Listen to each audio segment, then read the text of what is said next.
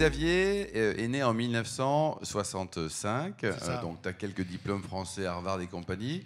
Et puis tu as commencé ta carrière commerciale, marketing, finance également. Finance d'abord. Et puis tu t'es retrouvé un jour directeur général de Royal Canin. C'était dans quel pays déjà? Alors c'était au Canada, à Toronto. Toronto. Voilà. Et après aux États-Unis, à Saint-Louis. Ouais. Tu as vécu 23 ans en Amérique du Nord. 23 ans en Amérique du Nord. Ouais, c'est pas trop dur de revenir en France avec des vrais Français bizarres, là, non? Moi, je suis très chauvin. Tu sais, moi, j'ai adoré travailler en Amérique du Nord parce que c'est, je suis désolé, hein, c'est hyper facile de bosser en Amérique du Nord. Beaucoup plus compliqué en France, si on parle de législateurs, beaucoup plus compliqué. Mais comme j'adore mon pays et que j'ai encore ma maman et la chance d'avoir ma maman à 83 ans, il fallait que je revienne. Voilà. Tu avais un choix, quoi. Alors dis-moi, il y a toujours un truc qui va, parce que j'ai 3 chiens, moi, qui va toujours perturber. C'est combien la marge sur des croquettes? Parce que, moi je me dis entre 80 et 98%, puis ça coûte la peau du cul. Alors, pas du tout. J'aurais adoré, hein. Je serais toujours dans les croquettes. Mais en tout cas, quand tu as un petit chien, effectivement, il y a plus de marge qu'un gros chien. 60 grammes par jour pour un petit chien, 600 grammes pour un grand chien, on n'a pas les mêmes niveaux de marge. Ouais. Et quand c'est un chat, alors ça c'est le vrai bonheur, parce que ça mange que 50 grammes par jour. Donc vous imaginez qu'on on parle de coût au repas. Effectivement, il y a des différences de marge. Mais pas au point que tu le... Pas à ce niveau-là, quoi. Alors ensuite, pour te punir, tu vas diriger l'activité boisson du groupe Mars. Alors Mars, on comprend tous les trucs qui font grossir, là. Mais les boissons, c'est quoi? Alors, il faut savoir que Mars, d'abord, c'est une entreprise familiale.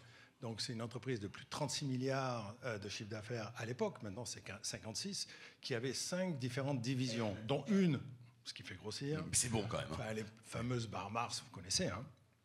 Mais la plus grosse division de Mars, en fait, c'est le pet care. C'est de l'alimentation pour chiens et chats, les cliniques vétérinaires. Là, on parle de 15 milliards. D'où mon intégration dans le groupe, après qu'ils aient racheté Royal Canin. Et après, il y avait une autre division. Bien sûr, vous connaissez peut-être Uncle Ben's, ou maintenant Ben's, on ne parle plus d'Uncle. Donc le food, avec Suzy One, etc. en France. Et il y avait toute une division qui était Drinks, qui avait été inventée par John Mars. En fait, la volonté, c'est d'apporter un service aux entreprises. Donc c'était une division B2B, qui est globale, donc qui travaillait sur tous les continents, l'Asie, l'Europe, les États-Unis. Et voilà, j'étais président, j'ai eu la chance d'intégrer ce groupe. Je dis bien la chance, parce que cette entreprise investissait sur les personnes, et bien sûr, les personnes devaient donner beaucoup, et en fait, c'était très mutuel. Il y avait des principes de fonctionnement dans les entreprises familiales. La mutualité, c'était un principe de fonctionnement. Et en fait, quand l'employé donnait énormément, il recevait également, et donc... Voilà, j'ai eu la chance d'apprendre beaucoup. Et quand on est français dans le business en Amérique du Nord, il y a un effet de prisme qui est positif, négatif ou neutre? Ils s'en foutent, on est valorisé, on est sous-valorisé? Alors au début, c'est compliqué. Oui, français. Et après, vous êtes obligé de devenir américain ou nord-américain. Vous êtes obligé de parler leur langue, ce qui est bien au-delà que parler l'anglais. Il faut avoir des enfants qui sont à l'université, à l'école. Il faut vraiment devenir un américain et appréhender cette culture qui est complètement différente, la respecter, pas la critiquer. Et même si on est différent. Oui. Et en fait, les enfants aident beaucoup parce que quelque part, derrière, on parle d'université. C'est un élément de sociabilisation, c'est ça. Tu vois, j'ai peut-être pas complètement mon français qui est revenu. Très bien, on comprend pour l'instant, Xavier. En 2017, t'étais où en 2017? 2017, c'est une bonne question. J'étais en Amérique du Nord, à Philadelphie ou Philadelphie, Nouvelle entreprise? Nouvelle entreprise à San Francisco. Amy's Kitchen, numéro 1 de l'alimentation bio, surgelée en Amérique du Nord. Et ça, pas pour les chiens, pour nous? Ça, c'est pour nous. C'était bon, ça. Ouais. C'était bon, ça. Et donc là, c'était une entreprise familiale qui était cotée? Entreprise familiale. Alors, c'était un fondateur. Voilà. À peu près 900, voire 1 milliard de chiffre d'affaires. 1 million de chiffre d'affaires. 1 milliard. 1 milliard. Et après, donc, retour en France. Là, tu es dans les produits de beauté. Dans une boîte qui a 3 marques, dont Bioderma, c'est ça? C'est ça, Naos, un autre fondateur. Moi, c'est un peu ma marque de fabrique. J'adore travailler pour ceux qui fondent des boîtes ou des familiales. Ouais. Voilà, parce que c'est quelque chose d'un peu spécial.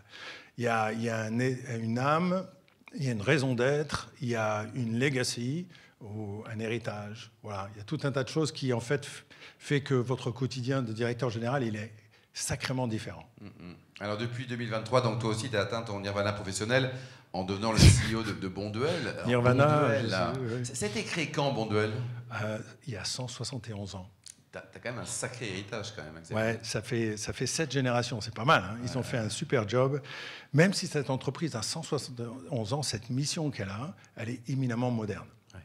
Inspirer les personnes pour une transition végétale, pour une meilleure santé des personnes et une meilleure bien-être de la planète. C'est pas mal quand même. 2,4 milliards d'euros de chiffre d'affaires, donc c'est une belle boîte. On n'est plus dans le registre des ETI. Dans l'offre, on a plusieurs On n'est pas marques, une grande entreprise non plus, non, même si on est multinational, parce absolument. qu'on est présent dans 100 pays. Ouais. Donc il n'y a pas que les petits pois, il n'y a pas qu'une marque Bonduelle, il y a plein de trucs. Il y a plein de marques. Hein, il y a plein de marques, mais il y a pas mal de Bonduelle, il y a pas mal de boîtes qu'on appelle conserve en France. C'est pas terrible, hein, conserve, parce que ça fait un peu conservateur. Alors que la simple chose que nous faisons, c'est préserver une alimentation qui est hyper fraîche.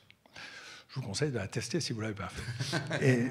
et puis voilà, on produit 1,3 milliard de boîtes par an. Ouais, c'est énorme. Voilà, tu produis qu'en France, en Europe, tu as plusieurs sites? Alors on a beaucoup de sites en France, mais on est aussi présent en Europe, on est présent en Amérique du Sud, on est présent en Amérique du Nord également. Donc on a une présence, on a 42 sites de production à travers le monde et 100 pays, présence dans 100 pays. Voilà. Les accords avec nos amis sud-américains, les accords bilatéraux, qu'est-ce que tu en penses? Nous, on sert le Brésil en produisant au Brésil, mais effectivement, c'est toute une histoire où on doit vraiment donner la chance à nos agriculteurs d'être compétitifs. Hein. C'est hyper important. C'est même essentiel. Pour la souveraineté du pays, tu veux dire? Et aussi pour une certaine transparence au niveau du consommateur. Parce qu'il faut savoir que quand vous achetez des maïs quelque part dans des zones de distribution qui sont très low cost, vous ne savez pas d'où ils viennent. Moi, je peux vous dire d'où ils viennent de Chine. Après, faites votre choix sur la typologie enfin la façon dans laquelle sont produits ces produits. Donc, parce qu'aujourd'hui, aucune obligation légale vous oblige de mettre le lieu et le pays d'origine de vos légumes. Donc, bien sûr, sur les boîtes de Bonduelle, vous le trouverez. Ouais, et alors aujourd'hui, donc les relations entre les industriels et les distributeurs, ça y est, c'est l'union sacrée, vous aimez quoi? C'est un peu compliqué parce que en fonction du pays, quand vous êtes aux États-Unis, vous allez voir Walmart, la seule chose qu'ils veulent faire, c'est du business. Ouais. Vous allez voir Carrefour, la chose qu'il veut faire, c'est créer sa propre marque. Et là, vous vous dites, mais c'est quand même une utopie de ne pas vouloir faire du business ensemble. Et en fait, c'est très variable. C'est très variable. La France, c'est toujours un peu plus compliqué qu'ailleurs, mais ça, on le sait. Hein. Et aujourd'hui, donc, ces problématiques de pouvoir d'achat, ça te perturbe, tu le ressens, tu sens que on avait Cécile, la présidente de Bell, à ta place il n'y a pas très longtemps. Elle est fabuleuse. Elle est fantastique. Oui. Ouais. Enfin, la question, c'était le pouvoir d'achat. Oui. Ben, pour nous, comment dire, c'est une opportunité. Pourquoi? Parce que quand vous mangez des légumes et des légumineuses, c'est 40% de moins en termes de coûts que de manger de la viande et de l'alimentation carnée. Donc notre cheval de bataille, c'est d'expliquer aux gens qu'on peut être flexitarien, qu'on peut être en bonne santé en mangeant à travers les légumes et les légumineuses tous les bons minéraux, vitamines, protéines dont vous avez besoin et dont votre corps a besoin. Moi, je ne mange pas de viande. Et ouais, non. Une bonne barbaque avec une bonne côte de bœuf? Je suis désolé. Ouais, ça ne m'excite pas. Ouais, il y a 15 ans, quand j'ai été... mon épouse, elle mange de la viande. Ah bah très bien. Quand je ne suis pas avec elle, c'est pas mal. D'accord. Quand tu es avec elle, elle ne mange pas de viande? Non. Non, parce qu'elle se régale aussi avec les légumes et les légumineuses. C'est vachement bon. Hein. Oui. En fait, c'est ce que tu vends aussi. En fait, il y a 80% aujourd'hui de Français qui sont flexitariens. Ouais. Qui ne mange jamais de viande ici, juste pour voir? Pas beaucoup, 2-3%. Voilà. Il y a 2 timides. Ouais, c'est 2-3% de la population, 80% de flexitariens, donc des gens qui, naturellement, diminuent leur consommation de viande. Oui. Donc, et puis nous, on arrive à mettre des produits sur le marché qui sont très accessibles. On donne la capacité à des personnes de manger un repas complet à travers légumineuses pour moins de 3,50 €. Ouais, c'est pas cher. Par contre, tous tes machins en conserve, là, côté RSE, c'est pas terrible, ton bilan carbone. Hein. Alors, il faut savoir que nous, on est Bicorp, monsieur. Voilà. Bon, ça veut dire que nos contenants, ils sont quand même réutilisables, et ça, c'est important. Quand je disais qu'on était moderne. Hein. Et donc, oui, c'est une préoccupation majeure pour nous à travers l'agriculture régénératrice, et puis les contenants et les contenus qu'on utilise. On fait baisser la consommation de plastique. On utilise la conserve, c'est un super contenant qui est réutilisable. C'est vertueux. Donc voilà. Donc on est vraiment autour de cette entreprise. Pourquoi je dis ça? Parce que 171 ans, l'objectif de la famille, c'est que ça dure et perdure et que l'héritage continue. Et on fait ces choix-là. Ouais, c'est un vrai choix. Important. Et c'est pas un peu antinomique d'avoir une boîte familiale et en même temps à côté? Parce que c'est quand même pas les mêmes ambitions, les mêmes jeux. Il y a combien de... Le flottant, c'est combien dans le groupe? Il est faible, hein. Il est faible. 15%, il est autour des 20%. Non, mais il faut bien se développer. Il faut trouver des capitaux pour se développer. La famille n'a pas toujours envie ni les moyens de remettre au pot pour le développement d'une entreprise. Je pense que... Alors, il y a combien d'actionnaires, Bonduelle? Parce qu'il y a un peu comme les muliers, il y en a partout. Hein. Ça dépend. Parce que je dirais qu'il y a on a des actionnariats en commandite et commanditaires. C'est deux choses différentes. Les commandités sont personnellement responsables sur leur fortune personnelle, ça c'est important. C'est eux important. Qui ont qui valident la stratégie de l'entreprise. C'est pour ça que c'est pas toujours évident d'être actionnaire chez Bonduelle, parce qu'en fait vous n'avez pas trop le droit de décider quoi que ce soit en tant qu'actionnaire. Mais les commandités, c'est eux qui perdurent l'héritage de l'entreprise et puis le nom de la famille. Ils sont autour de 70 aujourd'hui. 70, oui, donc c'est très impliqué.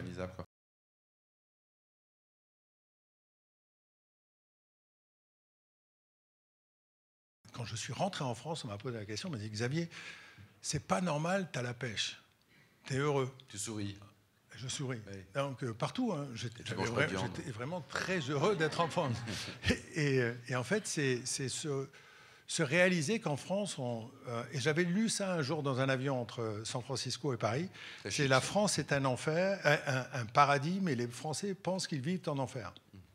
Et en fait, ça, je le vis au quotidien. C'est-à-dire que je n'arrive toujours pas à réaliser, après être rentré plus de 3 ans en France, pourquoi les gens sont si malheureux. Voilà. Et pas heureux de vivre sans avoir la pêche. On a tout en France, mais sincèrement, hein, on a tout, la sécurité sociale. Et là, on manque même de gens pour bosser. Et il y a tellement de gens qui ne veulent pas bosser. Je n'ai jamais vu ça de ma vie. Et donc, voilà. Bon, les paradoxes français, les paradoxes américains. Aussi, hein. Oui, non, mais partout, mais quand même, on pourrait quand même être vachement plus heureux en France. Moi, je suis impressionné par l'entrepreneuriat en France. Pour réussir en France, faut être bien meilleur que l'ensemble des entrepreneurs étrangers, parce que quand même, c'est pas simple de bosser en France. Hein. Vous le vivez au quotidien. Mais mettez-vous, on met des entrepreneurs, et c'est pour ça que d'ailleurs les entreprises françaises réussissent très bien à l'étranger. Vous mettez une entreprise comme Bell, et c'est pareil, Cécile, aux États-Unis, ça marche d'enfer. Danone marche d'enfer en Amérique du Nord. Pourquoi? Parce qu'il y a un vrai talent. Mais on a l'impression qu'on fait tout pour le limiter. Donc c'est quand même dommage. Donc voilà, c'était un peu ma surprise en rentrant. Mais j'adore mon pays, je suis hyper chauvin.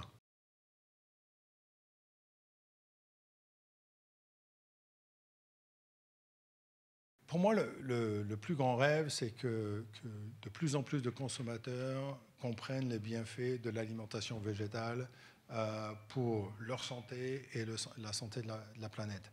Moi, on sait que la planète brûle, et quand les personnes se posent la question en disant comment moi je peux faire un petit geste personnellement, l'alimentation, c'est un gros geste individuellement. Voilà.